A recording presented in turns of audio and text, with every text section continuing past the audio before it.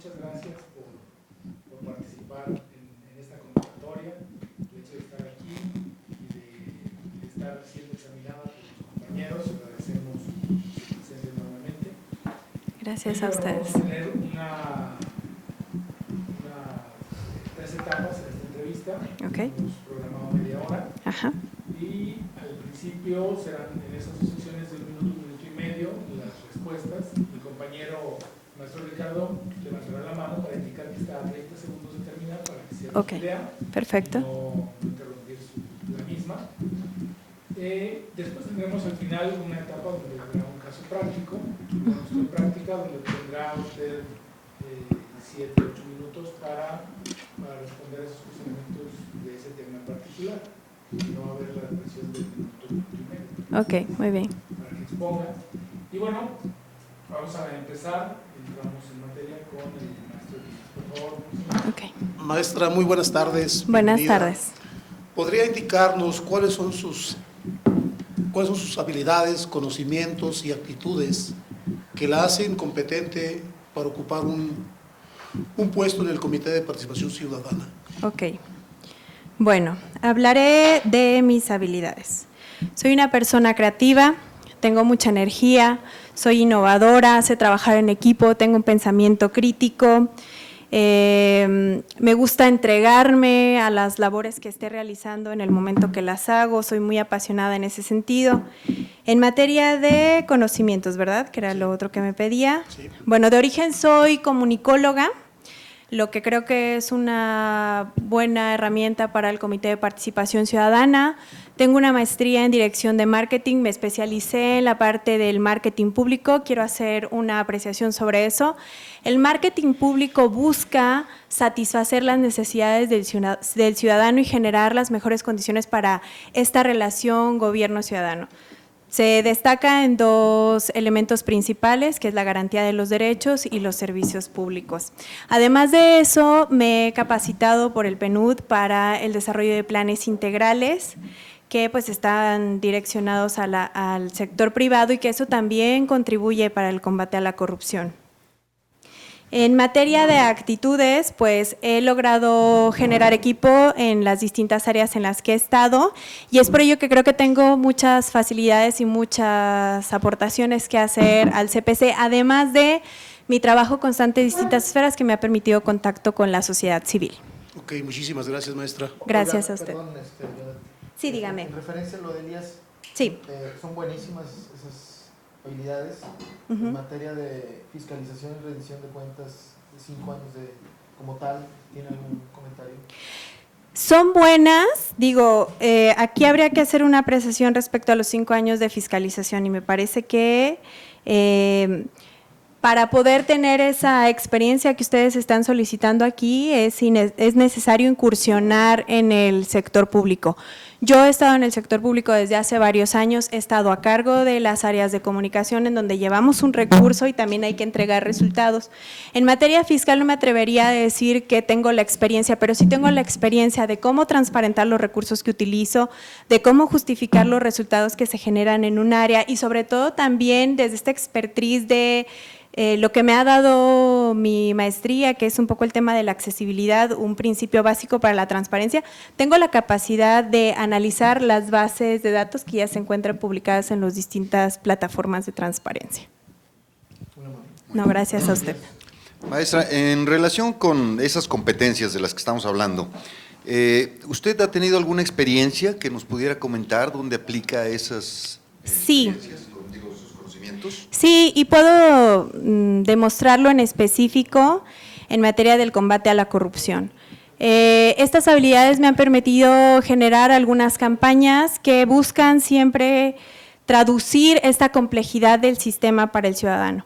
Desarrollamos una campaña que se llama Lucha contra la Corrupción, en la que creamos varios personajes y tratamos de sintetizar qué es el sistema, cómo está conformado, quiénes lo integran y sobre todo empezar a depositar en el ciudadano cuáles son algunas de las faltas administrativas no graves y los delitos de corrupción, porque esto permitirá que el ciudadano contribuya en la denuncia de este tipo de acciones. Desarrollé otra campaña en donde creamos un personaje que se llama Hidrovid y que explica cómo va a estar construida la plataforma digital estatal en cada uno de de sus sistemas de manera muy sencilla para que pueda ser comprendido cuáles van a ser estos atributos que se van a entregar a la ciudadanía. Esta campaña tuvo un premio por el Sistema Nacional Anticorrupción porque está diseñada de forma genérica, en forma que cualquier otro sistema local la puede tomar y distribuir. Creamos un vínculo con los jóvenes y por fin logramos que nuestra página en redes sociales tuviera un seguimiento de este sector a través de un concurso de cortometraje en el que le sembramos la pregunta de cómo afecta la corrupción en el desarrollo social y sobre todo cuáles son estas expectativas que tienen ellos o opciones que nos pueden otorgar para combatirla. He insertado también un poco este tema de la accesibilidad en el espacio digital de la Secretaría en la cual estoy. En el apartado de transparencia se publica todo lo que se hace y se pone un carril muy visible con documentos que creemos que son buenos para la ciudadanía y que los puede utilizar a través de formatos abiertos. No, gracias a usted. Maestra, bienvenida. Gracias. Un gusto verte aquí. Igual, Y, para mí es un pues, gusto, de verdad un gusto estar aquí. Gracias. Básicamente estás inmersa en todo lo que es el sistema. Así es. Yo creo fortalezas tienes muchas, como estás diciendo, cada día estás aprendiendo Sí. debido al lugar que ocupas, que es un lugar privilegiado para estar en contacto con todo lo que viene del Sistema Nacional Anticorrupción. A mí me gustaría preguntarte, no tus fortalezas, sino qué debilidades crees que tú tienes enfrentando este El puesto. tema de la corrupción. Creo que son áreas de oportunidad las que podría mencionar ahora. Me gustaría especializarme más en el tema de gobierno abierto porque es la tendencia universal, ¿no? Digámoslo así. Incursionar más en esta estructura, no solo tecnológicamente hablando, es decir, no solo a través de las plataformas digitales, sino que tenemos que encontrar la forma de crear tecnologías sociales. ¿Qué quiero decir con eso? Que hoy por hoy tenemos canales de comunicación, tenemos marcos normativos que nos permiten que la ciudadanía esté participando, pero queremos ver que la ciudadanía realmente participe, ¿no? Creo que eso serían las áreas de oportunidad, buscar una mayor apertura a generar este tipo de tecnologías, especializarme, y eso lo digo en lo individual, en gobierno abierto. Creo que esta parte de la fiscalización que muy atinadamente usted ha mencionado tiene que construirse desde una lógica ciudadana y que no sea un agente ni de miedo ni desconocido para los ciudadanos, porque entonces tendremos un ejército de futuros vigilantes. Gracias. No, gracias a usted. Muy bien. Dentro de la experiencia que al momento ya… Si quiere, le presto esto. Perdón, gracias, okay. Susi. Dentro de la experiencia que ya se ha vivido en el actual proyecto por varios periodos, en dado que su proceso continúe de manera favorable, ¿cuál podría ser la visión personal y la misión personal que podría implementar en el transcurso de, en caso de que, como dije con anterioridad, pues resultara favorable el proceso, ¿no? Quisiera primero puntualizar la misión porque la visión es a un largo plazo, ¿no? Es más digámoslo, una tendencia más difícil de construir.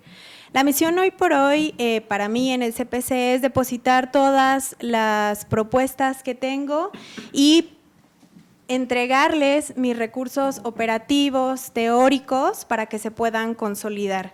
Hay cosas que están súper definidas en la ley, como esta vinculación necesaria con la ciudadanía, como la creación de un sistema de denuncias, como el hacer más investigaciones en sitio para traer el cómo está viviendo la ciudadanía la corrupción desde las calles, desde los trámites, desde su percepción sobre esta corrupción sistémica. Eso sería como mi misión hoy por hoy, ¿no? Tomar esas digamos, experiencias ciudadanas y traerlas acá. Bueno, la visión sin duda es que logremos ser tan trascendentes, que logremos entregar la información suficiente y que con ello el ciudadano se empodere para que aún esté el Comité de Participación Ciudadana o no en un futuro, el ciudadano se sienta con la libertad de exigir rendición de cuentas, de saber cómo está siendo utilizado el recurso público, de poder analizar los indicadores que ya están en muchas plataformas. Esa sería mi visión, que finalmente el ciudadano se sienta que lo que dice la Constitución y lo que muchos del derecho proclaman, que el poder está en el pueblo. No, gracias a usted. Maestra, buenas tardes. Buenas tardes. ¿Qué metodologías e indicadores de evaluación de políticas públicas conoce para cumplir la atribución del CPC? Bueno, hablaré de lo que conozco recientemente, pero diré una cosa antes de hacerlo. Las metodologías existen para poder analizar el fenómeno, pero la principal contribución del CPC sería traducir todo esto para que el ciudadano pueda comprender de manera más clara qué está pasando en el tema de corrupción y cómo combatirla. En materia de políticas públicas, las metodologías que son utilizadas por parte de la Dirección de Políticas Públicas y Vinculación es la matriz de marco lógico y la matriz de indicadores, principalmente. Con el CIDE hemos trabajado un modelo de análisis de la consolidación de la corrupción. Este modelo me gusta y ahora diré un poco por qué desde la perspectiva ciudadana, porque tiene 4 variables importantes. La primera es el sistema, la segunda son los mecanismos organizacionales que se generan para que el hecho de corrupción se consolide. La tercera tiene que ver con la opacidad que puede existir en el manejo de los recursos para que el fenómeno se consolide, y la tercera son los contrapesos debilitados. Estos contrapesos debilitados son todos esos organismos, los órganos internos de control, la fiscalía, etcétera, que no están surtiendo efecto para el combate a la corrupción. Y solo para precisar en eso diré que creo que uno de los contrapesos que debe estar más fortalecido para que este sistema funcione, y que ya lo dejó manifiesto Coparmex cuando se creó, es el ciudadano. El ciudadano debe servir para contraatacar a este fenómeno. Maestra, muy buenas tardes. Buenas tardes. Una de las funciones, de las atribuciones del Consejo de Participación Ciudadana es el fomento de la participación de la ciudadanía en sí mismo. ¿Qué importancia le concede a este tipo de participación y cómo volverla útil con las carencias de los ciudadanos de a pie, del ciudadano común? Ok, me gustó mucho esa pregunta. Bueno, ¿qué tan valioso es para mí? Hoy representa lo más valioso para el sistema y para las instituciones, y diré por qué desde una perspectiva muy personal. El estar en el servicio me ha dejado de manifiesto que todo el conocimiento que se genera por parte de quienes estamos acá debe de ser inserto en la ciudadanía, porque los funcionarios y los comisionados y quienes integremos el sistema estamos de paso. Lo que se queda son las instituciones y el único que puede defenderlas es el ciudadano. Por eso creo que es sumamente valioso que lo hagamos. ¿Cómo se podría generar? Bueno, hay que incentivar y encontrar coincidencias. Eso ha funcionado para movilizar otro tipo de acciones y debe de funcionar para movilizar a la ciudadanía al combate a la corrupción. La corrupción es un fenómeno que afecta a todos en distintas esferas, desde que no hay un ejercicio pleno de los derechos, desde que los recursos no llegan para los programas que están destinados, a todos nos impacta. Creo que hay que generar esa coincidencia y esa conciencia, porque creo que cada asociación civil desde su trinchera busca un beneficio social. Y si reconocemos que al combatir la corrupción tendremos mejores beneficios para todos, creo que todos podríamos sumarnos para luchar contra ella. Gracias a usted. Maestra, vamos a continuar con la segunda etapa de la entrevista. Consiste en la metodología STAR. Se le va a solicitar, derivados a sus habilidades que tenga conforme a su experiencia laboral. Se le va a pedir una situación, se le va a establecer cuál es el trabajo que desarrolló en esa situación, cuál es la acción que hizo para poderlo solventar, así como dar el resultado. Le cedo el uso de la voz al comisionado Enrique. Ok, solo nada más una pregunta. ¿Es la situación, las acciones, cómo resolví? El trabajo, la situación en concreto, cuál fue el trabajo que realizó, Ok. las acciones que realizó y el resultado que obtuvo. Ok, perfecto, ya lo tengo. Listo. Para el tema del liderazgo, que como sabemos es una habilidad y una cualidad indispensable en la participación de este comité, le pregunto yo, en alguna ocasión algún de sus compañeros de trabajo cometió un error, supongo. ¿Cómo lo manejó? ¿Qué hizo usted? Ok, bueno, diré que una de las situaciones que recientemente tuvimos fue que en un documento muy técnico hubo errores y teníamos que presentarlo a los pocos días. ¿Qué hicimos? Pues primero hicimos el team y nos juntamos todos para generar una estrategia que nos permitiera resolver el problema de la forma más rápida y cumplir con los requerimientos que nos habían pedido, porque aparte era un documento con una alta complejidad de diseño. Nos reunimos, hicimos un esfuerzo entre todos juntos y aprendimos que pues la ceguera de lectura es una condición muy natural y que ya no era suficiente que solo el equipo revisara el documento, por lo que a partir de ahí generamos controles y involucramos a personas del área técnica, pero también a personas que no tenían nada que ver con el área técnica, ¿no? Que fueran unos ojos más vírgenes para empezar a detectar cuáles fueron los problemas y bueno, el resultado fue que se entregó el documento a tiempo, ¿no? Gracias. Maestra, a nivel de planeación, Ajá. menciónenos, explíquenos algún evento que haya organizado usted y en el que haya tenido que convencer a sus compañeros de que le ayudaran a realizarlo. ¿Cómo le hizo? ¿Cómo le hizo para convencerlos? ¿No pudo? ¿Sí pudo? A mí me gusta apelar siempre a una causa común y a un cariño por todas las causas que emprendo. Uno de los retos que tuve también por el tiempo minúsculo fue que en el Instituto para el Desarrollo de la Sociedad del Conocimiento, donde también laboré, hicimos un libro de aniversario para el museo, era el 20 aniversario, teníamos solo un mes y como siempre había muy pocos recursos para hacerlo.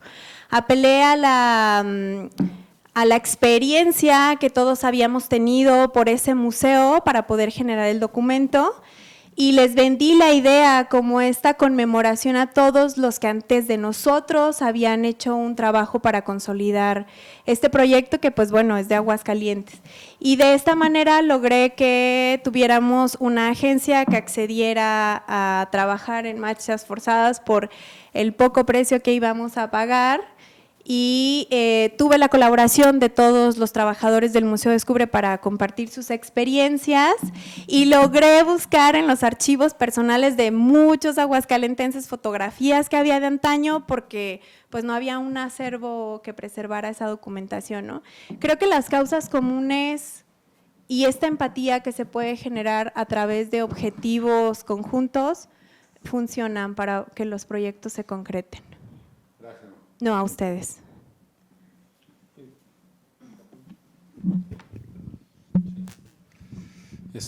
Buenas tardes otra vez. Buenas tardes. En su trayectoria laboral, seguramente por ahí habrá tenido alguna diferencia de opinión fuerte, quizá con algún jefe, que algo que pues tuvieron que dirimir, ¿verdad? Que de alguna forma se tuvo que analizar reglas, ver qué aplica, qué no aplica, hasta qué punto se pueden flexibilizar, etcétera. No sé si nos quiera platicar de alguna ocasión que haya tenido así, por favor. Una muy reciente. Para la construcción de la estrategia y programa anual de comunicación se hace quien la refiere es la Ley General de Comunicación, que bueno, ya hay una recomendación para que también se aplique aquí en Aguascalientes este tipo de reglamentación, pero viene un apartado en donde hay que vaciar los temas, las campañas y los objetivos de cada una de las campañas. Mi jefe tiene una metodología mucho más direccionada a las políticas públicas y le gusta una construcción de diagramas de Gantt, etcétera, ¿no? Y teníamos como esa discusión de cómo organizar la información de acuerdo a que creo que cuando se tiene un sustento y un buen argumento y se dan pruebas para poder llegar a esa conciliación es mucho más fácil. ¿Qué hice? 1, saqué la Ley General de Comunicación y leímos qué era lo que tenían que llevar. 2, busqué en el apartado de transparencia, donde nosotros depositamos todo lo que tenemos que referir, y entonces venían justo los apartados de tema, objetivo y campañas, ¿no? Y entonces conciliamos que si el documento quedaba de esta manera organizada, con la perspectiva de la Ley General de Comunicación y la Ley de Transparencia, iba a ser además de eficiente, muy correcto de acuerdo a las normativas, ¿no? No, gracias a usted. Gracias, maestra. En cuanto a la comunicación efectiva, cuéntenos por favor de alguna ocasión donde tuvo que llamarle la atención a un subordinado o a un compañero, y en un caso extremo que haya puesto en riesgo la organización o el trabajo que usted desempeñaba, por favor. Bueno, ¿algún caso de algún regaño? Pues recuerdo que en algunas de las campañas que hicimos tuvimos, no era un compañero directo, pero eran chicos que prestaban servicio social, y entonces ellos nos ayudaban a hacer algunos, digámoslo, videos, cápsulas informativas, y por ahí se cometió una imprecisión y un compañero que era el encargado de alimentar las redes sociales en ese momento subió el video y la imprecisión fue pública. Y entonces hubo por ahí una llamada de atención de quien era el coordinador de comunicación en aquel entonces, y en un primer momento me sentí ofuscada, pero tomé aire y dije, bueno, aquí hay que, otra vez, meter controles para que no suceda y finalmente no deslindarse de la responsabilidad que corresponde. ¿Qué hice? Pues me junté con este compañero, lo platicamos en corto y otra vez me volví un filtro, metí controles para que no se volviera a repetir la situación. Pero fue un asunto que se llevó de uno a uno, ¿no? Y con sustentos y bases. Gracias a ustedes. Maestra, en materia de orientación al servicio, ¿ha propuesto usted alguna mejora en su trabajo? En caso de que así sea, ¿cuál es ella y qué resultados ha obtenido? Bueno, en la materia en la que trabajamos es muy técnica. Creo que la diferencia que existe entre el organismo en el que actualmente me desempeño y las otras es que aquí no se puede improvisar en lo que se dice. Por lo tanto, desde mi área y quienes están involucrados conmigo, así como la parte de sistemas que estamos como trabajando muy de la mano, hemos implementado la necesidad de siempre hacer un análisis crítico de los documentos que soportan lo que estamos haciendo de manera previa, porque no podemos improvisar en lo que se dice. Y creo que eso debería suceder en otras dependencias, porque no debemos olvidar que lo que otros han construido es la base para que podamos seguir construyendo mejores cosas, ¿no? Creo que eso sería mi aportación. Gracias. A usted. Maestra, una pregunta concreta. ¿Qué hay que hacer o qué propone hacer usted cuando la carga de trabajo es elevada, cuando las metas son muchas, las fechas de entrega son reducidas, pero los recursos para hacerlo son todavía más escasos, en términos de recursos económicos, de persona, materiales, de todo? Bueno, yo creo que esa es como una condición común en el servicio público y creo que también en el sector privado, pero ahí yo diría que la primera que siempre aplico es la innovación y la creatividad en la resolución de los problemas. ¿Qué quiero decir? Hacer un análisis rápido, con qué recursos cuento para poder sacar adelante dicha meta, porque las metas son metas y los objetivos son objetivos. Hay que hacerse llegar de aliados. Generalmente tenemos aliados que nos pueden contribuir al logro de ese objetivo, pero también diría que en materia de los recursos, una de las áreas que debe explorar el servicio público también es el cómo generar una vinculación con alguien que te pueda dar recursos para lograr tus objetivos. Por ejemplo, actualmente en materia de corrupción, USAID, PNUD y otras organizaciones internacionales solicitan un buen proyecto sustentado para otorgarte los recursos, ¿no? Y hay sistemas que ya lo están haciendo, el Sistema Nacional Anticorrupción, por ejemplo. Entonces, yo creo que esas 3 variables son fundamentales para llegar al logro de un objetivo. No, a usted.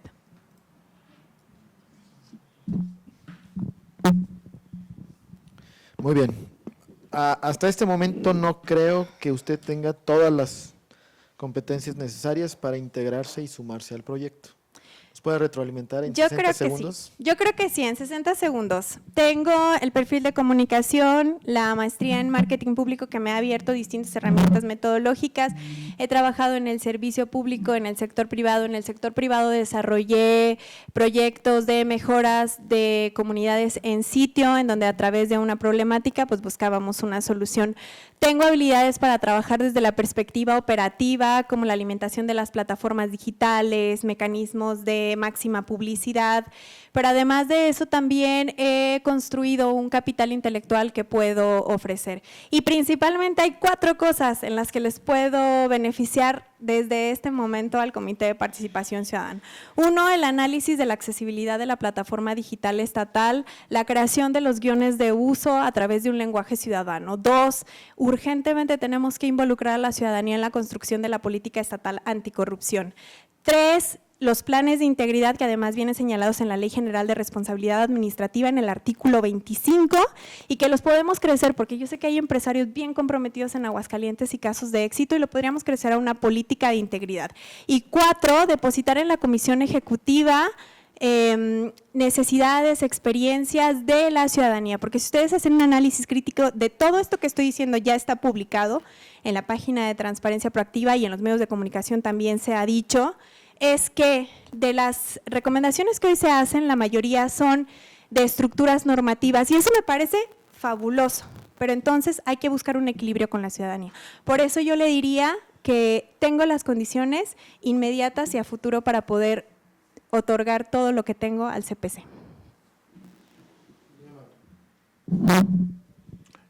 Maestra, entramos a la última etapa, en la tercera etapa, donde voy a plantearle una situación y me gustaría que nos explicara a fondo qué siente, cómo enfrentaría ese problema y qué haría o qué le aconsejaría al Consejo de Participación Ciudadana. Y me refiero a un problema muy serio, que es Aguascalientes tiene un problema de madres solteras, un problema de en la planta laboral las mujeres no son reconocidas, tienen los mismos puestos y ganan menos. Hay una discriminación hacia la mujer por las situaciones que en el fondo es un tipo de corrupción y que en determinado momento no se ha hecho nada porque se ha evaluado mucho de que, bueno, pues, ¿qué quieres? ¿Trabajo o no trabajo? No sé, esa situación genera muchos problemas y genera también desconfianza, ¿sí? Entonces, ahorita que usted comentó de la vinculación con los jóvenes, las mujeres, me gustaría saber usted qué piensa y qué le recomendaría al Consejo hacer de inmediato en Aguascalientes para cambiar o para ver si podemos modificar esa mentalidad que tiene mucha gente en Aguascalientes. Bueno, de entrada, lo que usted dice me parece muy valioso, ¿no? El hecho de analizar cómo la corrupción tiene este impacto final en la ciudadanía. ¿Qué haría en este y otros casos en donde hay problemas sociales muy tangibles? Lo mismo que he venido diciendo un poco en mi discurso es ofrecerle a la ciudadanía la información necesaria para que pueda generar mecanismos de vigilancia y de exigencia al gobierno.